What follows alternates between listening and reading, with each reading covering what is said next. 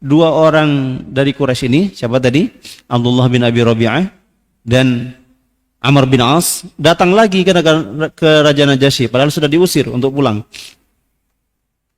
Ingin mencoba yang kedua kalinya, ingin meyakinkan kembali Raja Najasyi. Karena kemarin gagal mereka. Gagal. Mereka menuduh umat Islam adalah bangsa, adalah masyarakat yang tidak beradab, tapi ternyata justru merekalah yang beradab. Bangsa Quraisy yang tidak beradab. Mereka kemudian punya satu senjata lagi. Kemudian datang kepada Raja Najasyi dan berkata, "Ayyuhal Malik, wahai Raja yang agung, innahum yaquluna fi Isa ibn Maryam qawlan 'azima."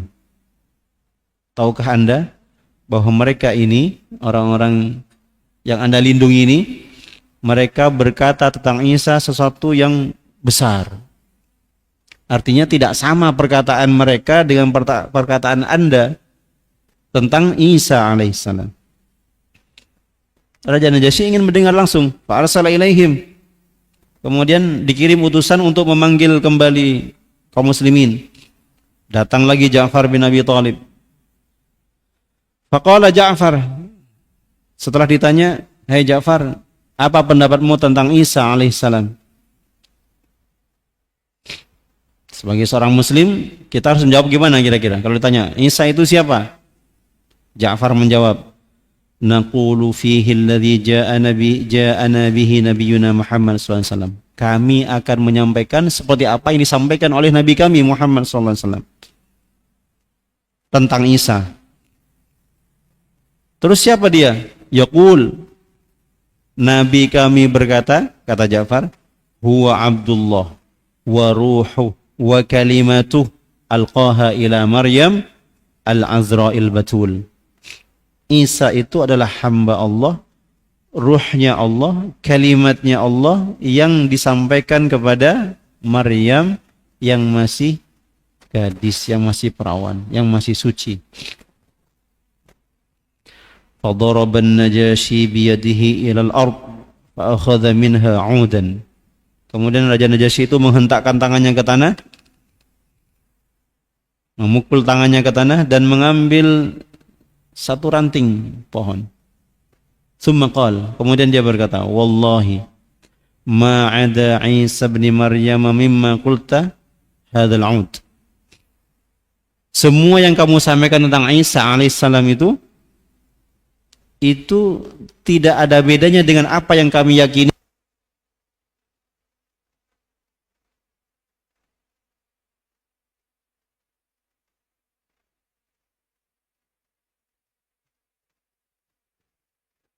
Baik.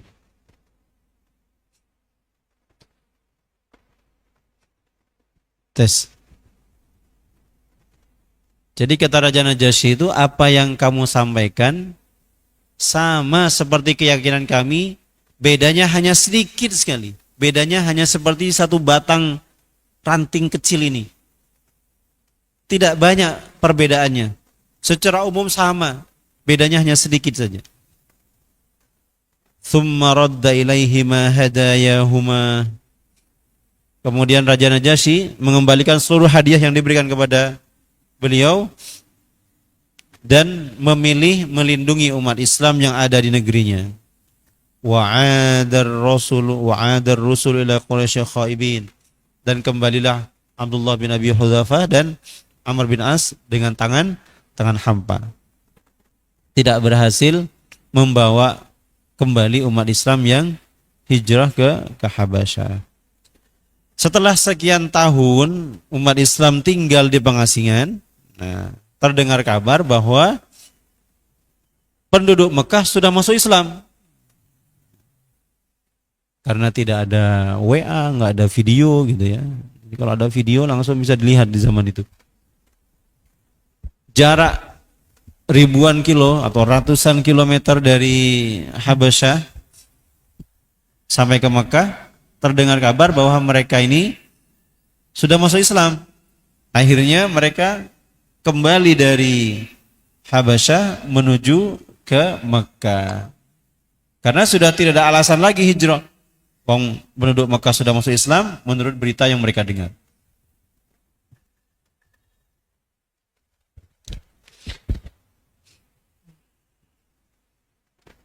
Tapi tidak semua kembali ke Mekah, sebagian yang kembali untuk memastikan apakah betul penduduk Mekah ini sudah masuk Islam.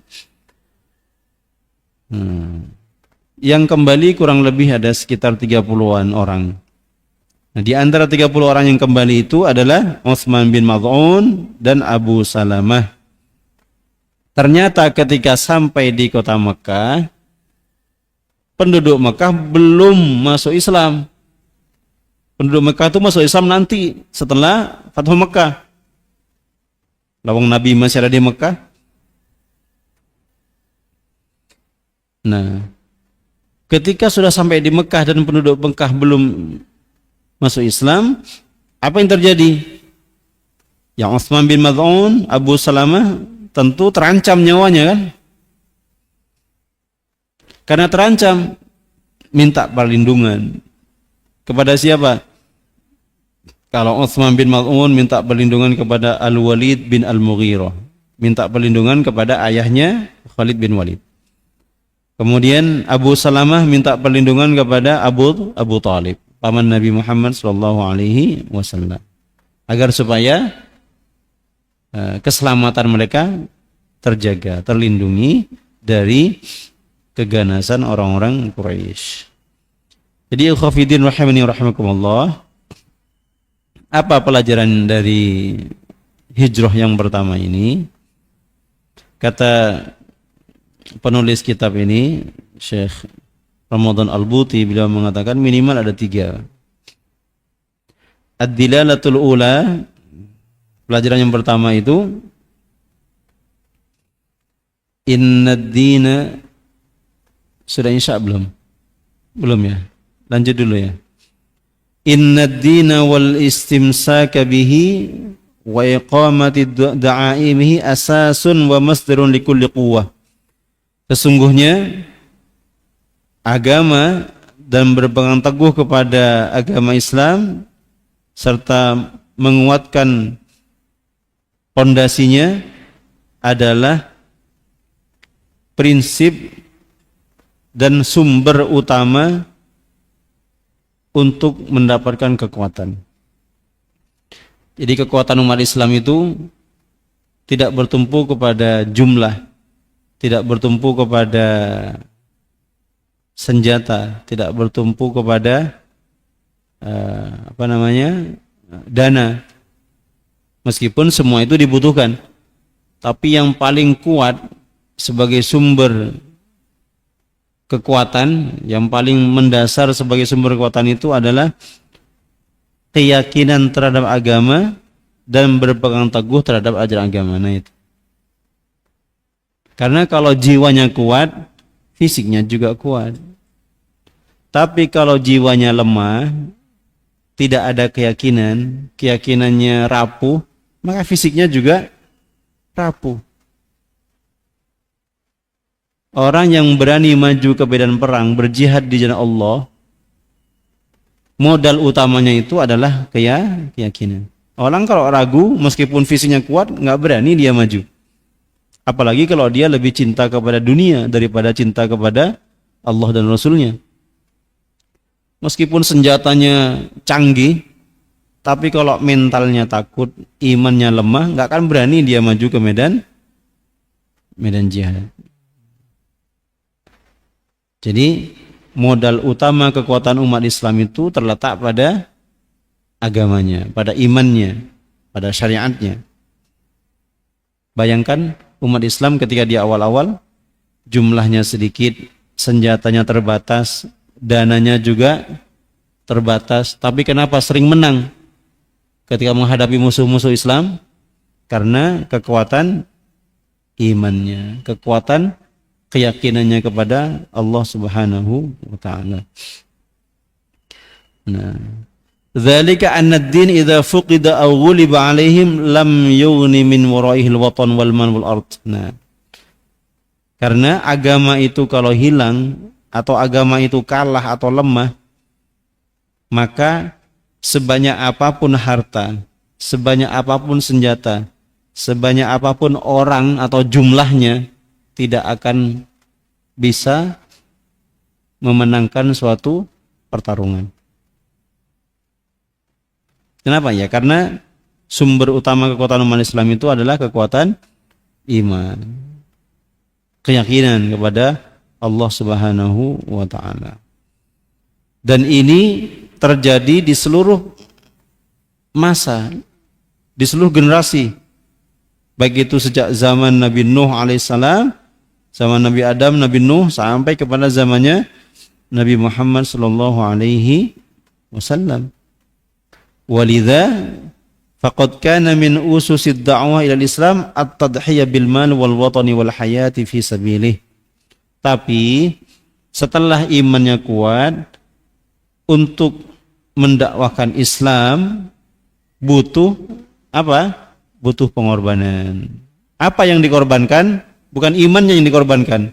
Yang dikorbankan adalah hartanya, al-mal, apalagi al-anfus, jiwanya, apalagi al-watan, al-haya, untuk mempertahankan agama Islam. Jadi apa yang kita miliki itu yang kita korbankan setelah didasari dengan kekuatan iman. Kalau kita memiliki kecerdasan, maka kita dakwahkan Islam dengan kecerdasan kita. Tapi harus ditopang dulu dengan keyakinan di dalam dada. Kalau kita punya harta, kita dakwahkan Islam ini, salah satu cara berkorbannya ya dengan harta. Wa min ajli hadza syara'a mabda'ul hijrati fil Islam. Fa asyara Rasul sallallahu alaihi wasallam ala ashabihi ba'da anna lahum min adal musyrikin ma khasya 'alaihim ma'ahu al-fitnah fid din bil hijrati wal khuruj minal watan. Nah, tapi kalau seandainya iman yang ada di dalam dada ini terancam karena jumlah kita, karena kemampuan kita, karena ruang gerak kita yang sangat terbatas, maka disyariatkan untuk berpindah ke tempat yang lain untuk apa? Untuk bisa menjalankan syariat-syariat Islam, untuk bisa menguatkan kembali keimanan kita. Nanti suatu saat kita akan datang kembali untuk mendapatkan Islam ke tempat semula. Nah, itu yang diajarkan oleh Rasulullah sallallahu alaihi wasallam. Dan ini menjadi keniscayaan bagi kita umat Islam ketika kita tidak memungkinkan untuk mendakwakan Islam di satu tempat, maka kita harus mencari tempat yang lain agar supaya Islam itu tetap hidup, berkembang, maju. Ketika di satu daerah Islam sudah maju, di daerah yang lain belum tersentuh dengan Islam, maka dari sinilah modal kita untuk kembali mendakwahi mereka. Tapi kalau di sini kita tidak bisa berbuat apa-apa, akhirnya kita tidak bisa mendakwakan Islam, maka itu disyariatkan kita untuk berpindah ke tempat yang lain. Yang kedua, pelajaran yang kedua, sudah ada belum? Saya minum dulu sebentar.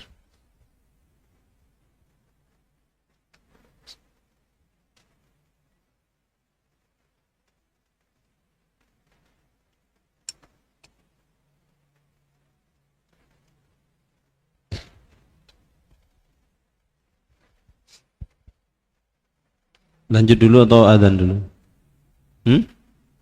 Tayyib.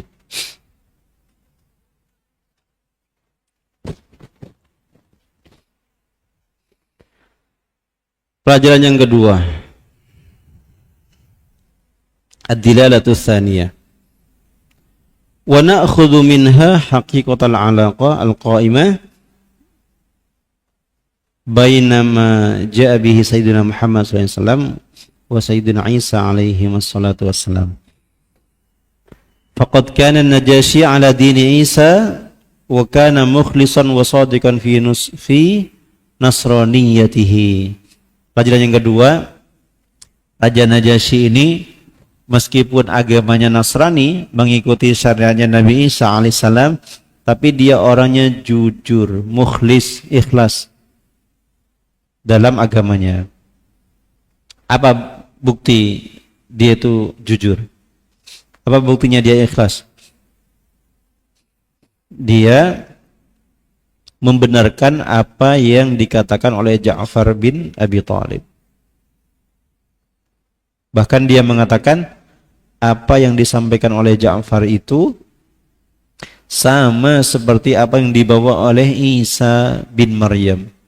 Bahkan sumbernya dari sumber yang sama. Karena di dalam ajaran kitab Injil itu Allah tidak mengatakan bahwa Isa itu adalah putranya. Kalau ada yang mengatakan Isa adalah ibnullah, putranya Allah, berarti Injilnya itu sudah dipalsukan. Berarti sudah ditahrif. Kenapa? Ya karena Nabi Isa sendiri mengatakan ini Abdullah. Aku ini adalah hamba Allah. Ataniyal kitaba wa ja'alani nabiyya. Aku diberi kitab yaitu Injil dan aku dijadikan nabi oleh Allah Subhanahu wa taala. Jadi kalau agama Nasrani yang murni, agama Kristen yang murni, yang tidak terkontaminasi dengan para pemuka agama Kristen setelah Nabi Isa alaihissalam, itu tidak pernah Nabi Isa mengatakan bahwa dia adalah putra Allah dan Allah adalah bapaknya. Na'udzubillah. Siapa yang mengatakan demikian? Ya orang-orang yang datang setelah Nabi Isa. Setelah Nabi Isa tidak ada di tengah-tengah mereka, mereka yang merusak ajaran Injil itu sendiri. Dan itu yang diyakini oleh Raja Najasyi. Maka ketika dia mendengar ada Nabi terakhir dan yang dibawa itu sama dengan inti ajaran Nabi Isa, maka dia orangnya jujur, mukhlis. Yang disampaikan Ja'far itu benar. Bedanya hanya sedikit saja. Ya, sedikitnya itu apa kira-kira? Bahkan bedanya hanya seperti perbedaan ranting kayu ini, kata Raja Najasyi. Perbedaannya apa? Hanya di syariatnya saja. Kalau akidahnya sama, tauhidnya sama, bedanya apa? Syariatnya sedikit berbeda. Syariat itu apa? Syariat itu cara ibadahnya, kemudian muamalahnya agak sedikit berbeda. Tapi kalau Tuhannya sama, kemudian Allah itu tidak beranak dan tidak diperanakkan, Allah itu Maha Esa, kita wajib menyembah kepada Allah, beribadah hanya kepada Allah. Nah, syariatnya yang sedikit berbeda. Kalau kaum Bani Israel dahulu, misalnya kaum perempuan yang datang bulan, yang sedang haid, itu mereka menempatkan perempuan itu di tempat khusus, ruangan khusus, bahkan di luar rumah. Kenapa? Karena dianggap mereka ini kotor ketika datang bulan. Tapi dalam syariat agama Islam, syariat yang dibawa oleh Nabi Muhammad SAW, orang yang wanita yang datang bulan itu berkumpul bersama kita, satu rumah dengan kita, boleh kita makan dengan mereka, boleh kita bersendagurau dengan mereka. Yang enggak boleh itu hanya satu. Yang enggak boleh apa? Yang enggak boleh berhubungan dengan mereka. Nah ini enggak boleh. Kalau tidur bareng ya boleh, makan bareng boleh, tinggal dalam satu rumah boleh, bahkan tinggal satu kamar boleh. Nah, syariatnya berbeda. Yang kedua, perbedaan syariat. Kaum Bani Israel dahulu, yang mereka itu umatnya Nabi Musa dan umatnya Nabi Isa alaihissalam, itu ketika mereka mau beribadah, kemudian pakaiannya atau tempat sholatnya terkena najis, maka cara mensucikannya itu adalah dipotong. Jadi misalnya nih ujung apa ini, taplak ini kena najis, entah kena darah atau kena kotoran manusia atau kena bangkai, itu cara mensucikannya dipotong. Nah kalau kita gimana cara mensucikannya? Syariat agama kita disucikan dengan dicuci dengan air suci, kan begitu, beda. Tapi Tuhannya sama, yang disembah sama, keyakinannya sama, larangan berbuat syiriknya juga berlaku kepada kita dan juga kepada mereka. Nah itu Raja Najasyi adalah raja yang mukhlison sadiqon fi nasraniyatihi.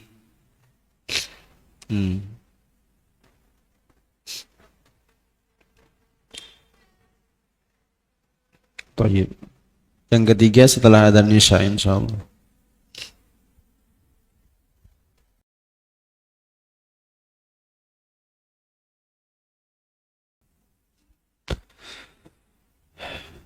Raja Najasyi ini pada akhirnya masuk Islam, menjadi sahabat meskipun belum pernah berjumpa dengan Rasulullah SAW dan meninggal dalam keadaan muslim.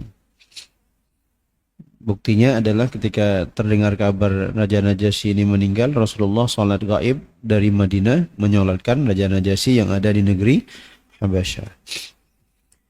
Petunjuk yang ketiga atau pelajaran yang ketiga adalah annahu yajuzu lil muslimin ay yadkhulu fi himayati ghairil muslimin idza da'atil hajah. Orang muslim itu boleh minta perlindungan atau boleh dilindungi oleh non-muslim jika dibutuhkan. Orang muslim boleh minta perlindungan atau boleh dilindungi oleh orang non-muslim jika kondisi membutuhkan. Sawa'un akanal mujiru min ahlil kitab kan Najasyi idza kana nasraniyan aw kana musyrikan. Sama saja bolehnya minta perlindungan kepada orang ahli kitab seperti orang Nasrani misalnya, yang Najasyi sebelumnya agamanya Nasrani, umat Islam minta perlindungan kepada Raja Najasyi. Raja Najasyi ketika itu agamanya Nasrani. Kenapa? Karena kondisi yang mendesak, karena darurat. Karena yang memiliki jiwa untuk melindungi orang lain itu Raja Najasyi ketika itu. Au kana musyrikan, atau yang melindungi umat Islam itu orang musyrik. Contohnya siapa? Kaulaikal ladzina 'adal muslimuna ila Makkah fi himayatihim indama raja'u min al-Habasyah, ka Abi Thalib ammi Rasulillah sallallahu alaihi wasallam. Atau yang melindungi umat Islam itu misalnya orang musyrik seperti Abu Thalib, kan ketika itu Abu Thalib bukan orang muslim, tapi melindungi siapa? Melindungi sahabat tadi. Siapa namanya? Utsman bin Maz'un misalnya. Seperti itu. Wa kal Mut'im bin Adi alladhi dakhala Rasulullah sallallahu alaihi wasallam Makkah fi himayatihi indama raja'a min at-Thaif. Nah, atau Rasul dilindungi oleh Mut'im bin Adi ketika beliau datang dari Thaif. Ketika beliau berdakwah di Thaif, ditolak, bahkan diusir, dilempari batu, berlindung, yang melindungi Mut'im bin Adi. Mut'im bin Adi ketika itu masih musyrik. Nah itu. Wa hadza masyrut bi hukmil bidah. Nah, tapi ini ada syaratnya. Syaratnya apa? Syaratnya jika perlindungan itu tidak membuat dakwah Islam menjadi terancam.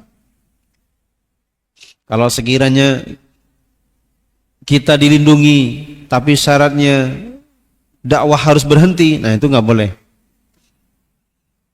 Oke, saya lindungi kamu, tapi kamu tidak boleh menyebarkan Islam, tidak boleh mendapatkan Islam. Nah itu tidak boleh kita minta perlindungan kepada orang Nasrani maupun orang musyrik. Syarat yang kedua, au taghyiran li ba'di ahkamiddin, atau syaratnya mengubah hukum agama. Yang awalnya halal jadi haram, yang haram jadi halal misalnya. Kalau kamu mau merubah hukum ini, kamu saya lindungi. Tapi kalau tidak, ya tidak lindungi. Nah, ini tidak boleh. Jadi syaratnya tidak boleh menghalangi dakwah, tidak boleh merubah hukum agama. Aw sukutan an iktirafi ba'dil muharramat, atau diam ketika melihat perbuatan haram dikerjakan. Nah itu. Kamu saya lindungi di sini, di Indonesia ini, tapi kalau melihat kemungkaran, melihat maksiat, kamu harus diam. Nggak boleh protes, nggak boleh negur, apalagi sampai meluruskan kemaksiatan itu, nggak boleh. Nah, itu syaratnya seperti itu. Wa illa lam yajuz lil muslim ad-dukhul fiha. Kalau syarat ini tidak terpenuhi, atau kita akan dilindungi tapi kita tidak boleh berdakwah, tidak boleh memperbaiki yang maksiat, mencegah perbuatan maksiat, atau kita merubah hukum agama, maka tidak boleh kita minta perlindungan atau tidak boleh kita datang kepada orang non-muslim untuk dilindungi. Tidak boleh. Ini menjadi pegangan kita semua sampai hari ini. Contoh paling mudah.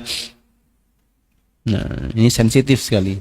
Tahun 1991 terjadi namanya Perang Teluk. Sudah berapa tahun itu berarti? Sekarang 2025.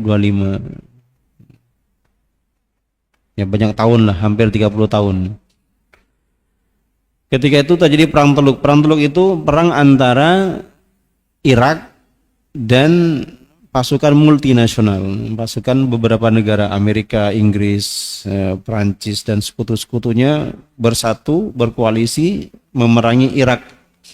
Kenapa? Karena Irak dianggap sebagai musuh bersama. Karena Irak ketika itu mengklaim bahwa Kuwait itu adalah bagian dari negaranya dan dipaksa untuk bergabung dengan Irak. Padahal Kuwait sudah menjadi negara sendiri. Nanti coba baca sendiri tentang sejarahnya Perang Teluk. Nah, Saddam Hussein yang menjadi presiden Irak ketika itu adalah salah satu presiden dengan pasukan terkuat di Timur Tengah. Negaranya itu salah satu negara terkuat di Timur Tengah. Ditakuti. Nah, Arab Saudi ketika itu takut kalau Saddam Hussein ini menyerang Arab Saudi. Kenapa? Karena di Arab Saudi ini ada pangkalan militernya Amerika. Akhirnya Arab Saudi minta bantuan kepada Amerika untuk memperbanyak pasukannya di Arab Saudi untuk melindungi mereka. Alasannya untuk melindungi agar supaya Mekah dan Madinah ini tetap aman, tidak diserang oleh Saddam Hussein. Maka berbondong-bondonglah pasukan Amerika datang ke Arab Saudi untuk melindungi Arab Saudi. Nah, akhirnya umat Islam terpecah. Para ulama berdebat panjang sekali. Apa hukumnya? Hukumnya mendatangkan pasukan non-muslim ke negeri muslim. Apa hukumnya minta perlindungan seorang muslim kepada orang yang non-muslim?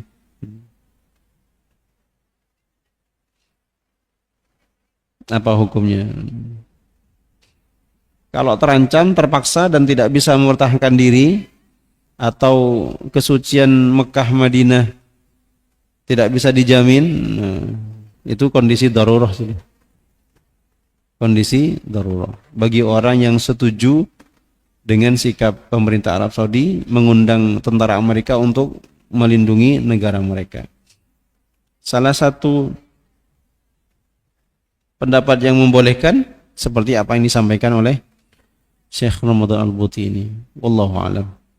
Kira-kira seperti itu kalau kita analogikan dengan kondisi di zaman kita sekarang ini. Wallahu a'lam bishawab.